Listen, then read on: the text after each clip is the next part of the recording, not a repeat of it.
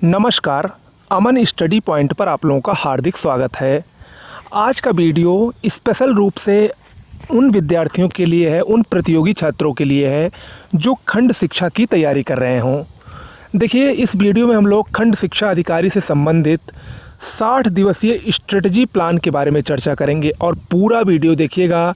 इस वीडियो से आपको 100% लाभ मिलेगा अगर आप लोग बीईओ की तैयारी में लगे हैं।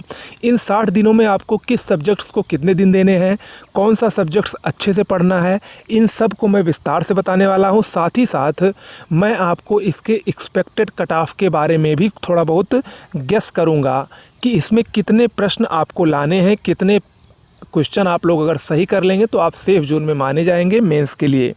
ठीक है, तो कहीं जाइएगा मत, पूरा वीडियो देखिएगा। आइए शुरुआत करते हैं। देखिए, यूपीपीएससी ने जब से अपना कैलेंडर जारी किया है तब से जो छात्र इतने दिनों से परेशान थे, जो पढ़ाई नहीं कर पा रहे थे, जो ये सोच रहे थे कि पता नहीं परीक्षा कब हो, उनमें एक नई अलग ही ऊर्जा का संचार हुआ है। और ऐसा होना स्वाभाविक भी है क्योंकि जब एग्ज़ाम कैलेंडर आता है, उसमें जब एग्ज़ाम या परीक्षा की तारीखें आती हैं तभी उत्साह भी बढ़ता है। लगातार परीक्षाएं होने से वो हमेशा एक कंटिन्यू जो पढ़ाई होती है वो चलती रहती है। तो उसी क्रम में जब लोक सेवा आयोग ने अपना कैलेंडर जारी किया तो उसमें उन्होंने खंड शिक्षा अधिकारी की परीक्षा को भी शामिल किया और ये परीक्षा आपकी 16 अगस्त को होनी है। आज 15 जून है, 15 जून से 16 अगस्त, यानी ये मान कर चलिए लगभग 62 से 63 दिन आपके पास हैं और उसी में से 60 दिन आप कैसे उपयोग करेंगे इसके बारे में मैं आपको बताने वाला हूं। और याद रखिएगा, ये जो खंड शिक्षा अधिकारी की पोस्ट है ये अपने आप में बहुत ही अच्छी पोस्ट है, काफ़ी रिस्पेक्टेबल पोस्ट है। इसके लिए आप लोग खासकर बीएड वाले, इसमें बीएड वाले ही अप्लाई किए हैं, तो वो लोग जितना हो सके उतना मेहनत कर दें। अगर आप लोग 1 से 2-3 महीने, जैसा मैं बताने वाला हूँ, मेरे द्वारा जो मटेरियल दिया जाएगा उन सब को लेकर अगर आप लोग 1 महीने 2 महीने ये 60 दिन अगर आप लोग दे देंगे तो निश्चित रूप से 16 अगस्त के बाद जब 17 अगस्त को घर पे लौट के आएंगे तो उसका बहुत ही सुखद परिणाम आपके सामने होगा। ठीक है, इस 60 दिवसीय स्ट्रेटजी प्लान में मैं प्रतिदिन आपसे 6 से 8 घंटे की पढ़ाई मांग रहा हूँ। देखिए, आप लोग यूपीपीएससी की परीक्षाओं की तैयारी कर रहे हैं, चाहे बीईओ की हो, आरओ की हो या यूपीपीसीएस की हो। अभी जो 1 महीने 1.5 महीने पहले से जो प्लान होता है वो 6 से 8 घंटे का मिनिमम होना चाहिए।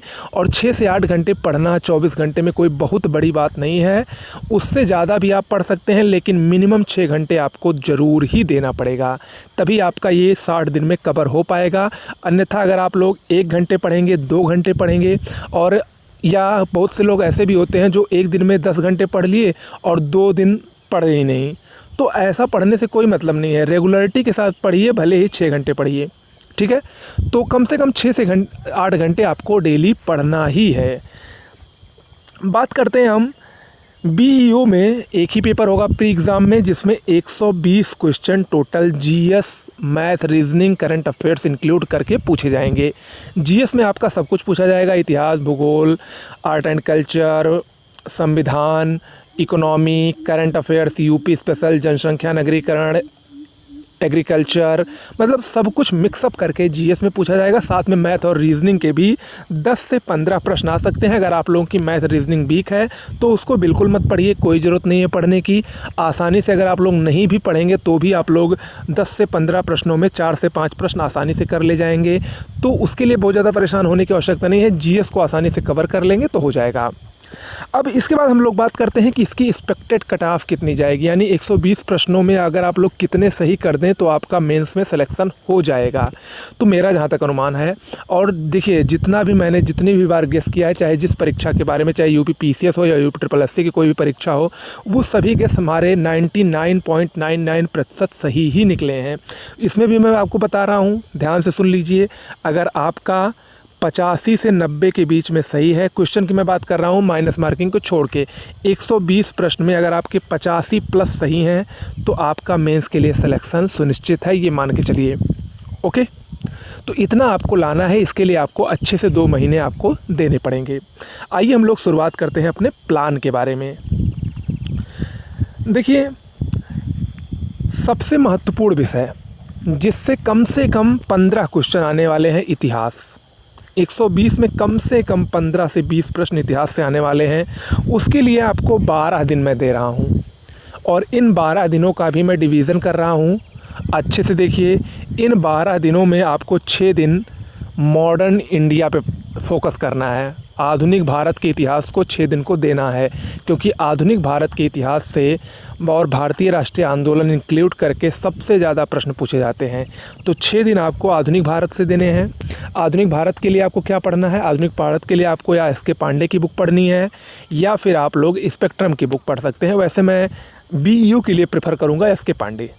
ओके, इसके बाद अगर आप लोग एस के पांडे, बहुत बड़ी बुक है, 6 दिन में नहीं कवर कर पा रहे हैं, तो आप लोग मेरी PDF मॉडर्न हिस्ट्री की बहुत ही बेस्ट PDF है, उतना पढ़ लेंगे। वो एस के पांडे और स्पेक्ट्रम सब का मिक्सचर है। उसमें अगर आप लोग उसको पढ़ लेंगे तो उससे बाहर एक भी क्वेश्चन नहीं आने वाला है, ये गारंटी है। ठीक है, तो मॉडर्न इंडिया पर आप लोग 6 दिन देंगे। उसके बाद 3 दिन आप लोग प्राचीन इतिहास और मध्यकालीन इतिहास पर देंगे।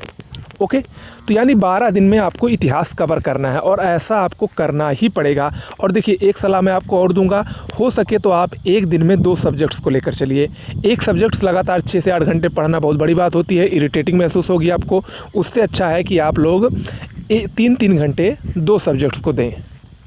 ठीक है, इसके बाद रही बात भूगोल की, तो भूगोल को मैं 10 दिन दे रहा हूँ। भूगोल को मैं 10 दिन दे रहा हूँ, और इन 10 दिनों में 6 दिन आप इंडियन ज्योग्राफी के लिए पढ़िए, और 4 दिन वर्ल्ड ज्योग्राफी को दीजिए। 4 दिन वर्ल्ड ज्योग्राफी बहुत है, क्योंकि वर्ल्ड ज्योग्राफी में मोस्टली कॉन्टिनेंट से संबंधित क्वेश्चंस आते हैं, और कॉन्टिनेंट्स कुल मिला के 6 कॉन्टिनेंट्स मेजर जो है वही पढ़ने हैं आपको, और उन 6 कॉन्टिनेंट्स में से आप 4 दिन में उनको आसानी से कवर कर सकते हैं, और 6 दिन में आपको इंडियन ज्योग्राफी कवर करनी है। इंडियन ज्योग्राफी के लिए आपको और वर्ल्ड ज्योग्राफी के लिए, दोनों के लिए सबसे बेस्ट बुक है महेश कुमार बरड़वाल।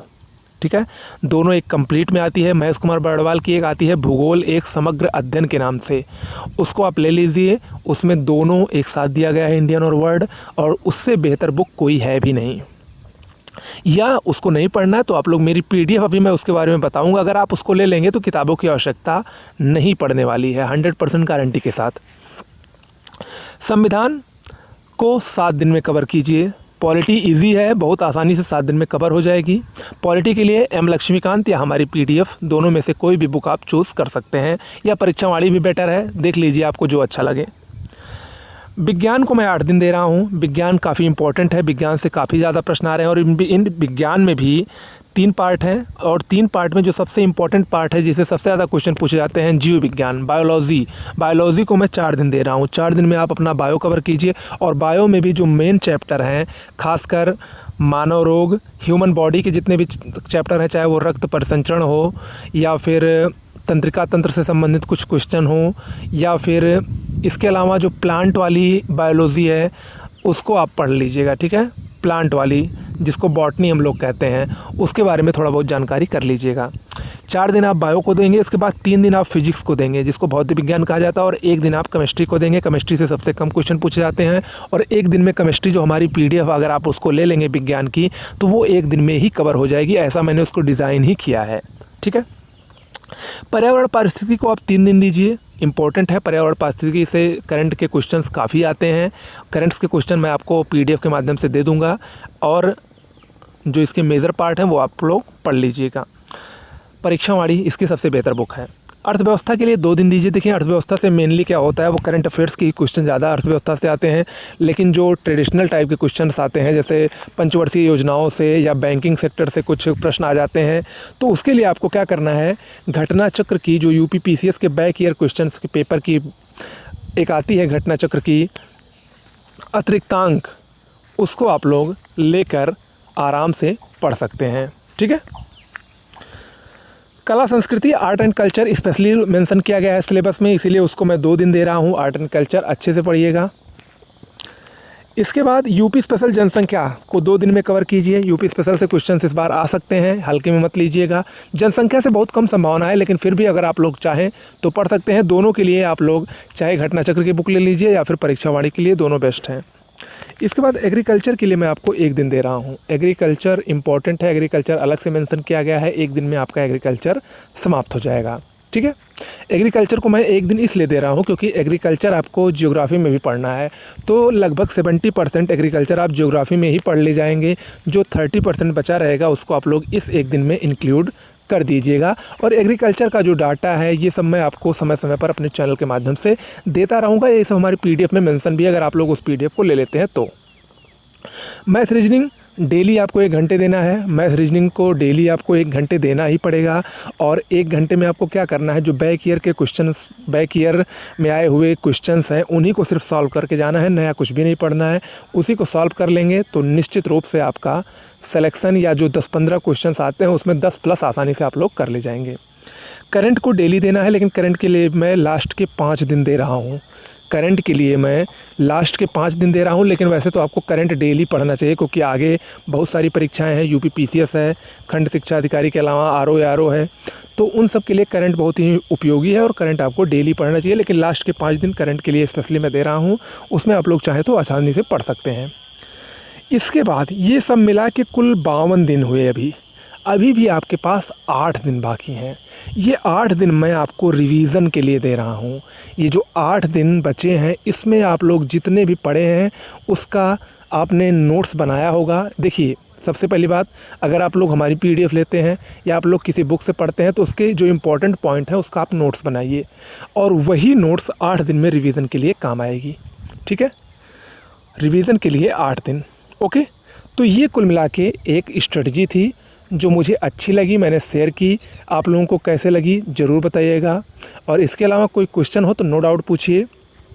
ठीक है, BEO की तरफ से हमारे चैनल पर आपको क्या मिलेगा, स्पेशल PDF नोट्स। तो मैं बार बार कहता रहा हूँ, वो ऐसी नोट्स है जिससे लेकर आपको किताबों की कोई ज़रूरत नहीं पड़ेगी, करंट अफेयर्स की भी ज़रूरत नहीं पड़ेगी क्योंकि करंट अफेयर्स में अपडेटेड देता रहता हूँ हमेशा। और वो PDF नोट्स आपको बेहतरीन राइटिंग में, ऐसी राइटिंग आपको समझ में आए। टोटल 13 PDF आपको मिलेगी। कैसे मिलेगी, इस नंबर पर व्हाट्सएप या टेलीग्राम के ज़रिए सैम्पल नोट्स लिखकर मैसेज करना है और सैम्पल देखने के बाद उसको आप तुरंत परचेज़ कर लीजिए। बहुत ही न्यूनतम शुल्क है, बहुत ही न्यूनतम। देखिए, वैसे तो हमारी ये PDF है 800 रुपये में, लेकिन इस समय वो PDF आपको 600 रुपये में प्रदान की जा रही है। जल्दी से उसको ले लीजिए और निश्चित रूप से ले लेंगे तो आपका पहली बार में ही सिलेक्शन तय होगा, ये मेरी गारंटी है।